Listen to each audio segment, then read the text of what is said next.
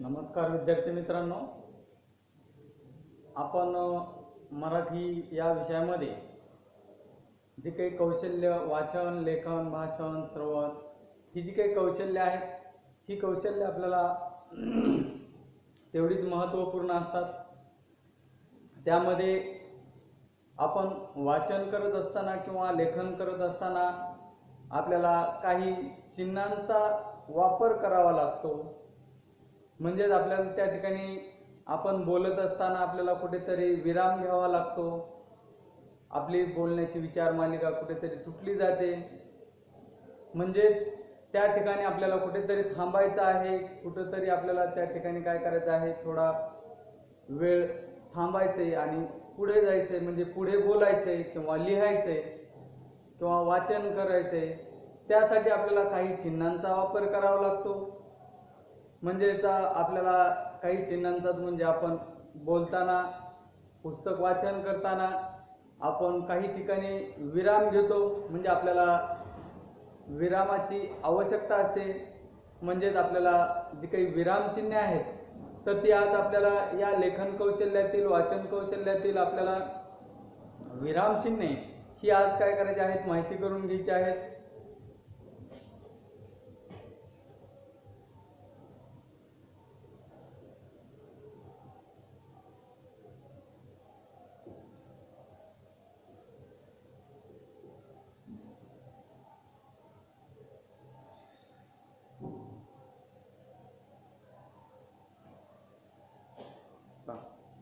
आपण वाचन करत असताना काय करतो, अर्थ लक्षात घेऊन वाचतो आणि अर्थ लक्षात घेऊन वाचन करत असताना आपल्याला काही थांबावंसं वाटतं म्हणजे विराम घ्यावासा वाटतो। म्हणजेच त्यालाच आपण विराम असे म्हणतो। म्हणजे आपल्याला कुठेतरी थांबायचं असं वाटलं तर तिथं म्हणजे आपल्याला विराम घ्यायचा आहे। म्हणजे त्या ठिकाणी काय करायचं, आपल्याला चिन्हांचा वापर करायचा आहे, म्हणजेच विराम चिन्हांचा वापर करायचा। मग आपल्याला आज जे काही विराम चिन्हे आहेत त्या विराम चिन्हांचा आपण आज वापर कसा करायचा किंवा कोणत्या ठिकाणी कोणत्या विराम चिन्हांचा वापर करायचा आहे हे आपल्याला काय करायचं आहे, जाणून घ्यायचं आहे। मग आपण त्या ठिकाणी काय जे काही या विराम चिन्हामध्ये पहिलं जे काही विराम चिन्ह आहे ते म्हणजे आपण पूर्ण विराम, जसं आपण इंग्लिशमध्ये फुल स्टॉप म्हणतो। म्हणजेच पूर्ण विराम म्हणजे काय, वाक्याच्या शेवटी किंवा वाक्य पूर्ण झाल्यानंतर आपल्याला या चिन्हाचा वापर करावा लागतो। म्हणजेच पूर्ण विराम चिन्हाचा म्हणजे पूर्ण विराम चिन्ह म्हणजेच काय, फुल स्टॉप म्हणजे आपल्याला ते वाक्य आपलं बोलून झाले किंवा विधान पूर्ण झालं आहे, म्हणजेच विधान पूर्ण झालं असेल त्याच्यानंतर किंवा वाक्याच्या शेवटी ज्या काही चिन्हाचा वापर करावा लागतो त्याला आपण विराम चिन्ह म्हणतो। म्हणजेच यातील पहिलं जे काही चिन्ह आहे ते म्हणजे काय, विराम चिन्ह, म्हणजे पूर्ण विराम।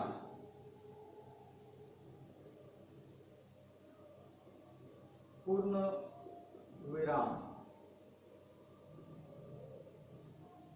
चिन्ह कोणतं आहे आपल्याला माहित आहे, पूर्ण विरामचं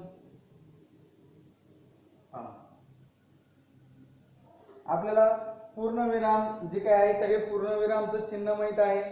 म्हणजेच वाक्याच्या शेवटी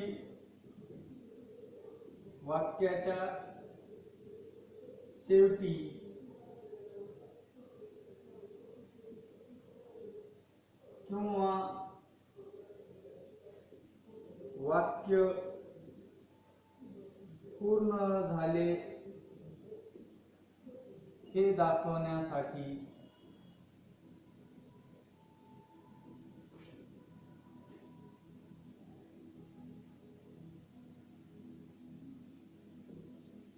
या चिन्हाचा वापर केला जातो। विराम चिन्ह कोणतं आहे आपल्याला लगेच लक्षात येते की विराम चिन्ह कोणतं आहे, जे काही आपल्याला एक टिंब दिसतं छोटं त्यालाच आपण पूर्ण विराम म्हणतो। म्हणजे हे कशासाठी वापरलं जातं, तर वाक्याच्या शेवटी किंवा वाक्य पूर्ण झाले आहे हे दाखवण्यासाठी आपण त्याचा काय करतो, वापर करतो. उदाहरणार्थ पहा,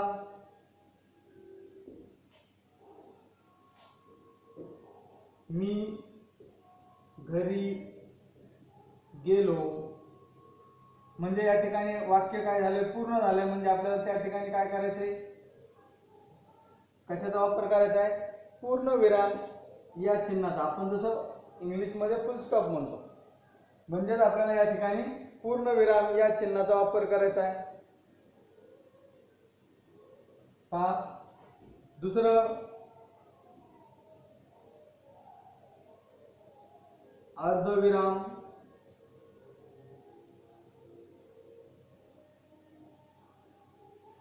पहा अर्धविराम जे काही आहे, तर या अर्धविराम चिन्ह कसं आहे,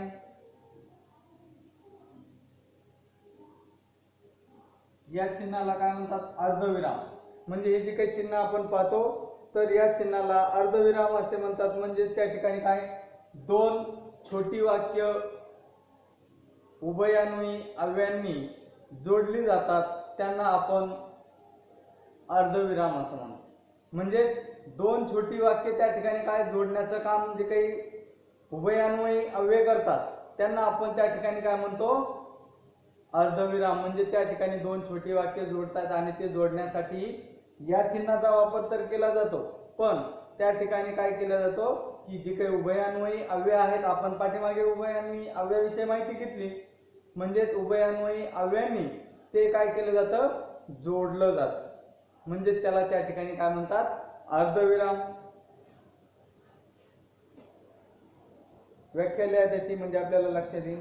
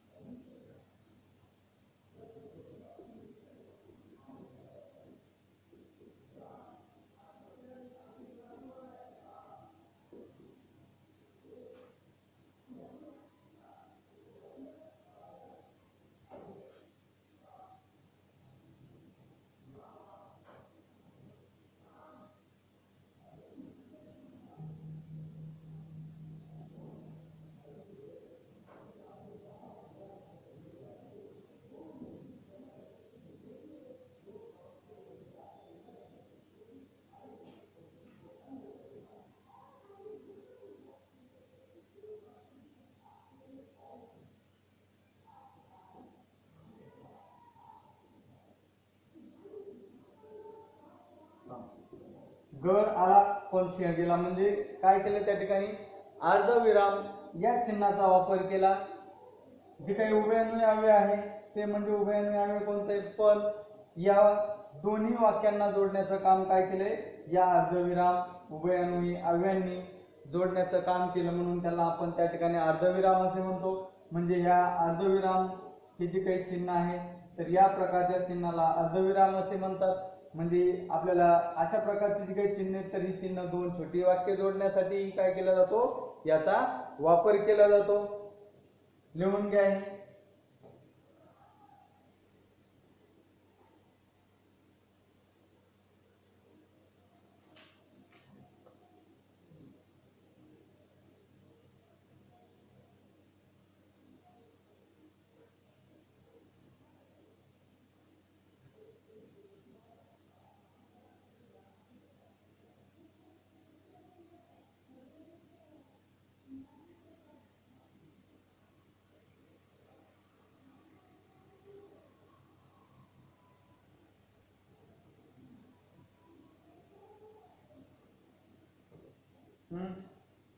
झालं.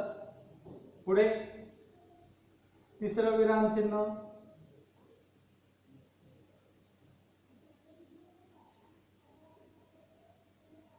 ते म्हणजे काय, स्वल्पविराम. स्वल्पविराम स्वल्पविराम चिन्ह कसं आहे आपल्याला माहित आहे.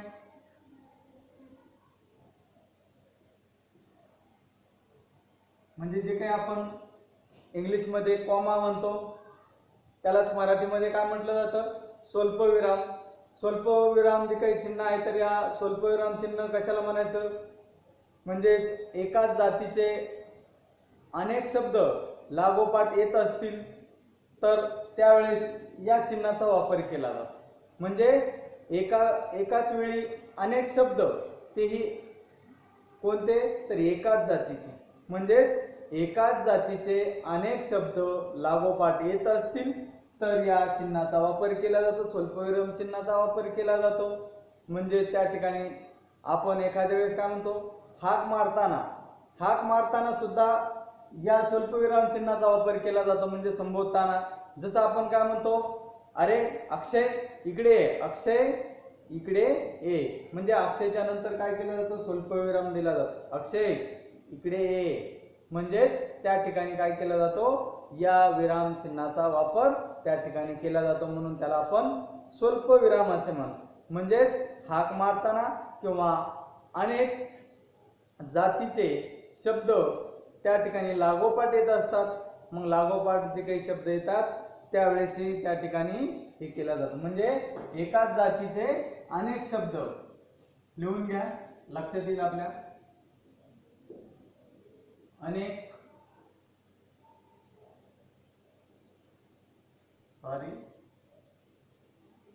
एकाच जातीचे अनेक शब्द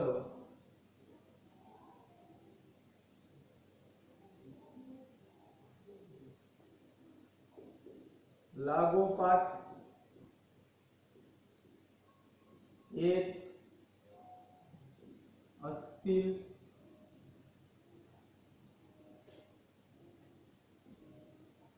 किंवा हाक मारताना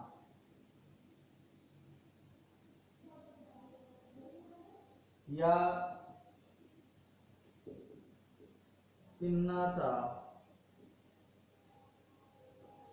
वापर केला जातो, त्यालाच स्वल्पविराम असे म्हणतात.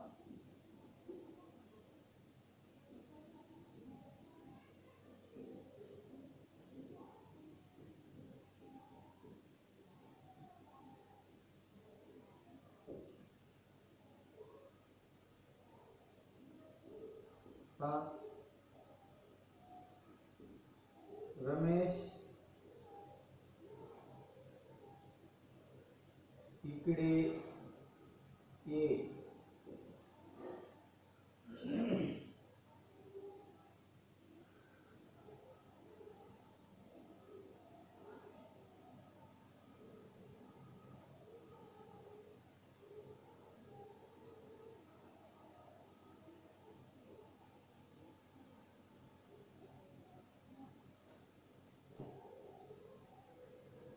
चौथा पुढील असणारा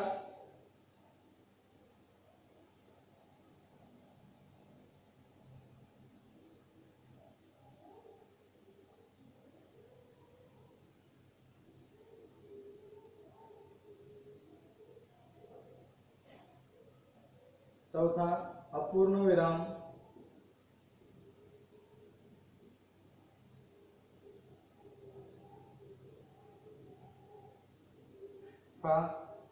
अपूर्ण विराम म्हणजे काय, वाक्याच्या शेवटी आपल्याला काही तपशील द्यायचा असल्यास त्या ठिकाणी या चिन्हाचा म्हणजेच अपूर्ण विराम या चिन्हाचा वापर केला जातो.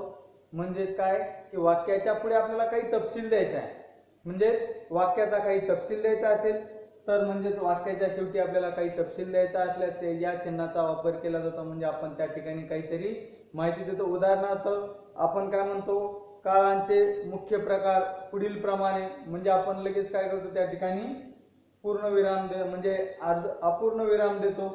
म्हणजे अपूर्ण विराम म्हणजेच काय, ही चिन्ह देतो आणि ती चिन्ह देऊन पुढे 1 2 3 वर्तमान काळ, भूतकाळ, भविष्यकाळ असं आपण त्या ठिकाणी काय करतो, लिहित चालतो. म्हणजे वाक्याच्या शेवटी आपल्याला काही तपशील द्यायचा असल्यास या अपूर्ण विराम या चिन्हाचा त्या ठिकाणी काय केला जातो, वापर केला जातो.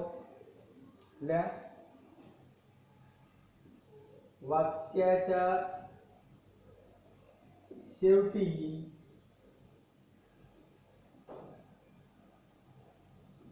तपशील द्यावयाचा असल्यास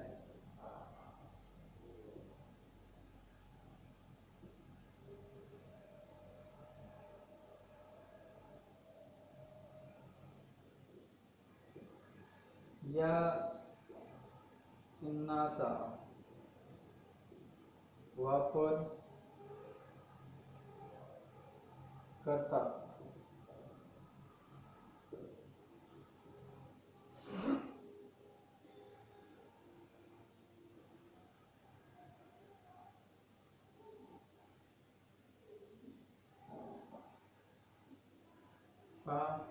उदाहरणार्थ पुढील क्रमांकाचे विद्यार्थी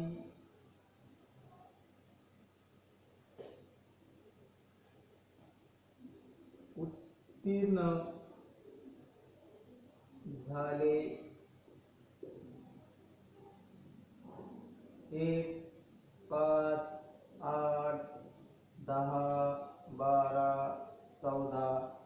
म्हणजे त्या ठिकाणी पुढील क्रमांकाचे विद्यार्थी उत्तीर्ण झाले म्हणजे वाक्याचा तपशील त्या ठिकाणी काय करायचं, वाक्याच्या शेवटी काही तपशील द्यावायचा असल्यास या अपूर्ण विराम चिन्हाचा वापर केला जातो. अपूर्ण विराम चिन्ह जे आहे तर हे या पद्धतीचं आपल्याला काय होतं, अपूर्ण विराम चिन्ह हे काय होतं त्या ठिकाणी पाहावयास मिळते. लिहून घ्या.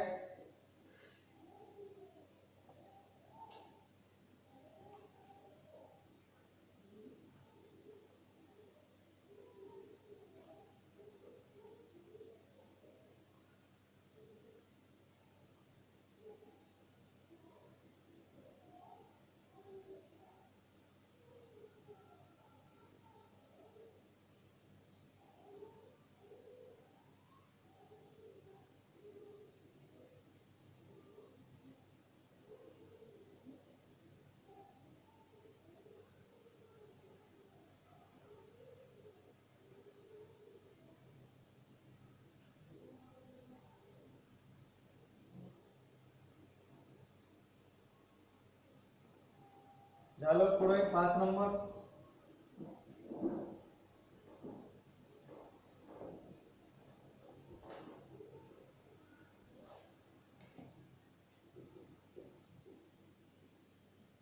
प्रश्नचिन्ह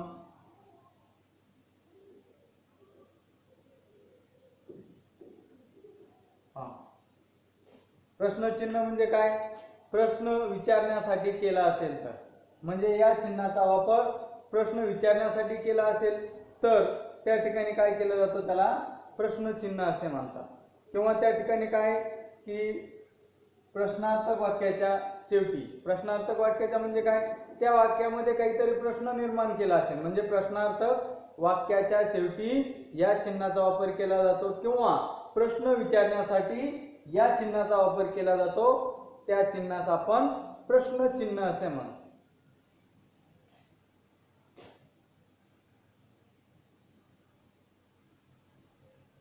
प्रश्नार्थक वाक्याच्या शेवटी किंवा प्रश्न विचारण्यासाठी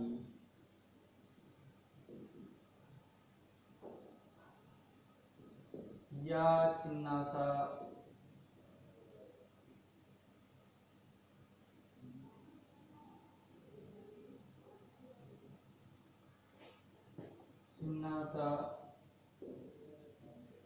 वापर केला असल्यास त्यास प्रश्नचिन्ह असे म्हणतात.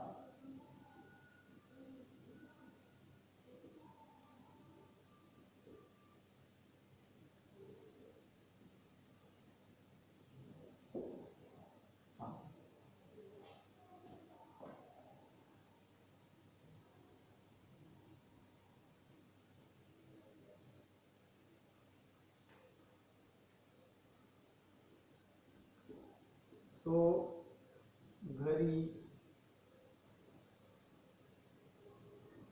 आला का?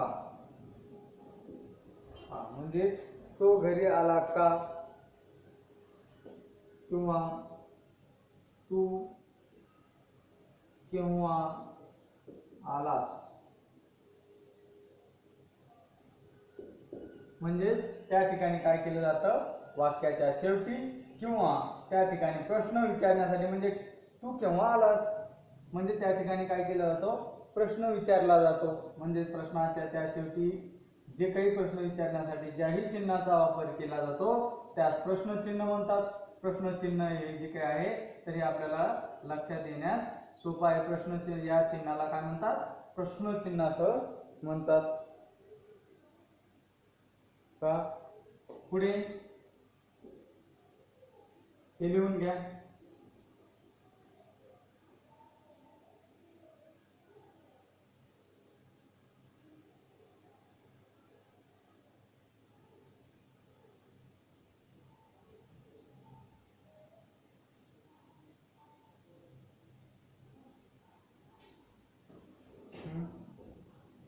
पुढचा 6वं विराम चिन्ह,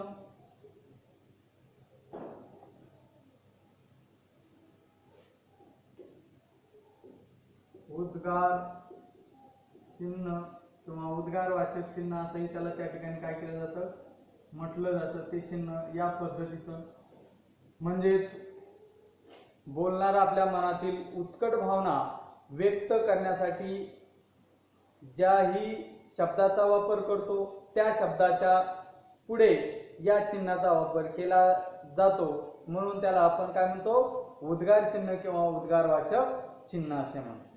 म्हणजे बोलणारा त्या ठिकाणी आपल्या मनातील उत्कट भावना व्यक्त करतो, व्यक्त करण्यासाठी ज्याही शब्दांचा वापर होतो त्या शब्दांच्या पुढे या चिन्हाचा वापर केला जातो, त्या चिन्हास आपण उद्गार चिन्ह असे म्हणतो.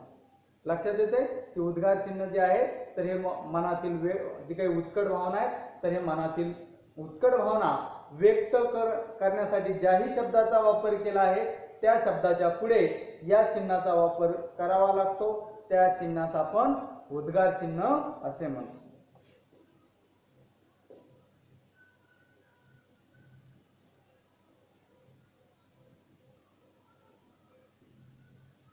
उत्कट भावना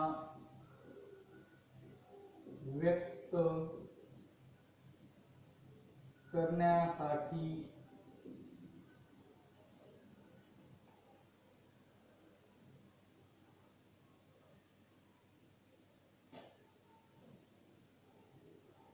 ती ज्या शब्दाद्वारे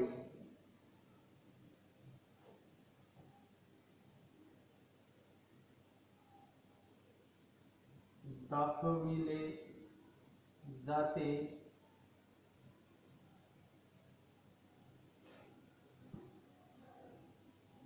त्यास उद्गार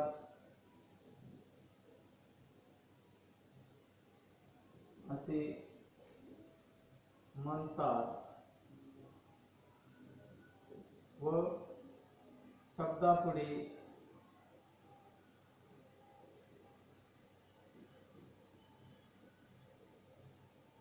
या चिन्हाचा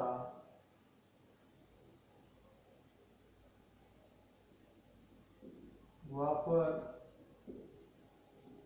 केला असल्यास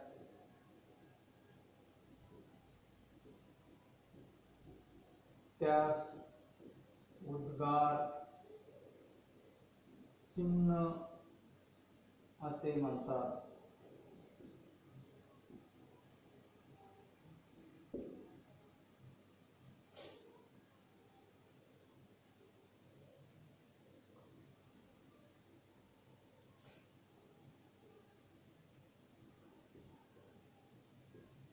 अरे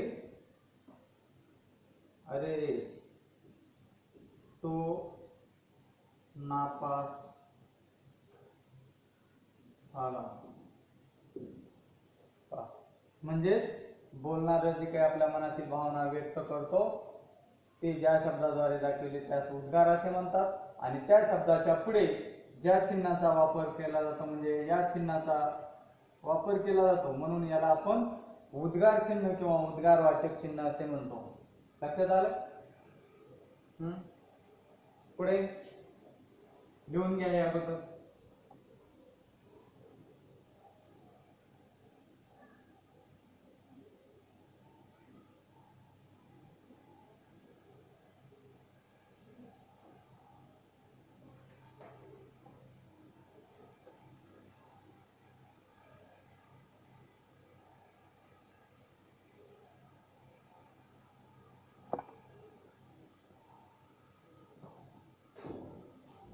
पुढचा 7 नंबर अवतरण चिन्ह किंवा अवतरण चिन्हे. या अवतरण चिन्हामध्ये दोन चिन्ह येतात, एक एकेरी अवतरण आणि दुसरा दुहेरी अवतरण चिन्ह. अवतरण चिन्हे त्यामधील एक एकेरी अवतरण चिन्ह म्हणजे एकेरी अवतरण चिन्ह जे आहे तर ते काय होतं, या स्वरूपाचे आपल्याला चिन्ह काय होतात पाहावयास मिळतात. म्हणजेच एकेरी अवतरण चिन्ह जे आहे तर ते एखाद्या शब्दावर आपण जे काही जोर देतो म्हणजे एखाद्या शब्दावर जोर देताना या चिन्हाचा वापर केला जातो. म्हणजे एखाद्या शब्दावर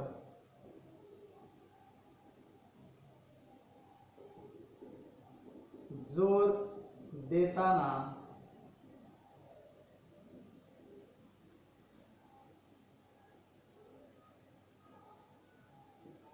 या चिन्हाचा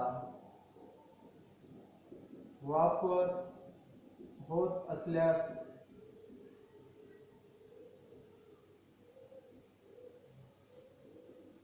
त्यास एकेरी अवतरण चिन्ह असे म्हणतात.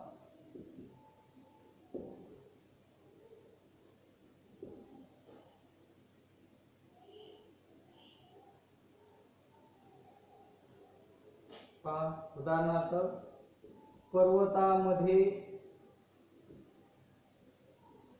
हिमालय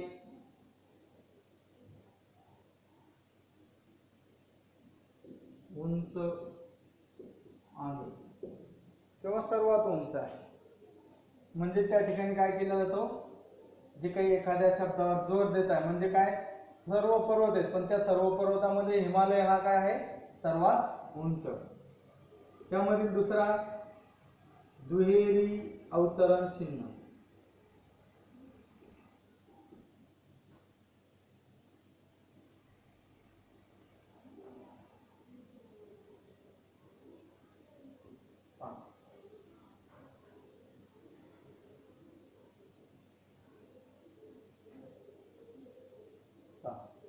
आपण दुहेरी अवतरण चिन्ह म्हणजे काय, बोलणाऱ्याच्या तोंडचे शब्द जे काही आहेत किंवा वाक्य म्हणजेच बोलणाऱ्याच्या तोंडचे शब्द किंवा वाक्य दाखविण्यासाठी या दुहेरी अवतरण चिन्हाचा वापर केला जातो. म्हणजेच समोर एकमेकांच्या समोर जर बोलत असतील तर त्या शब्द त्या ठिकाणी कोणते कशा पद्धतीचे शब्द बोलले आहेत म्हणजे त्या बोलणाऱ्याच्या तोंडचे शब्द किंवा वाक्य दाखविण्यासाठी ज्याही शब्दांचा वापर केला जातो त्यास आपण दुहेरी अवतरण चिन्ह असं म्हणतो. म्हणजे बोलणाऱ्याचे त्या ठिकाणी तो प्रत्यक्षपणे कसा बोलते म्हणजे प्रत्यक्ष समोरासमोर बोलणाऱ्याच्या तोंडचे शब्द किंवा वाक्य दर्शविण्यासाठी दाखविण्यासाठी ज्या चिन्हाचा वापर केला जातो त्यास आपण त्या ठिकाणी काय म्हणतो दुहेरी अवतरण चिन्ह.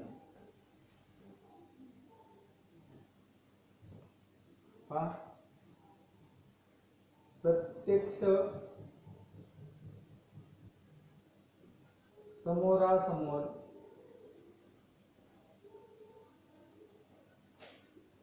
बोलणाऱ्याच्या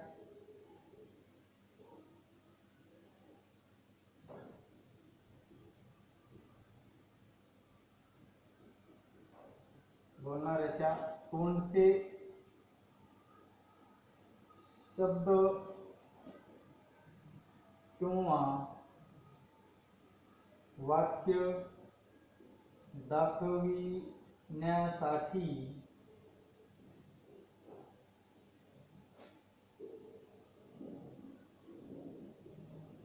या चिन्हाचा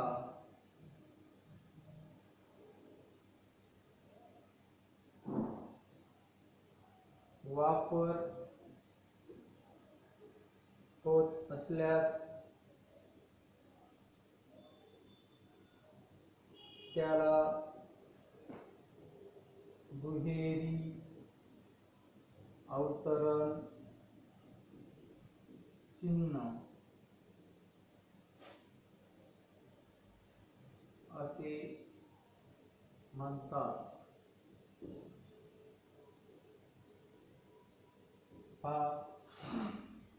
उदाहरणार्थ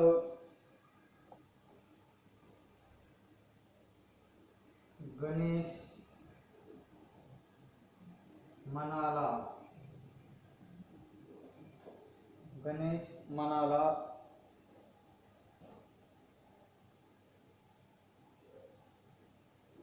पाऊस पडत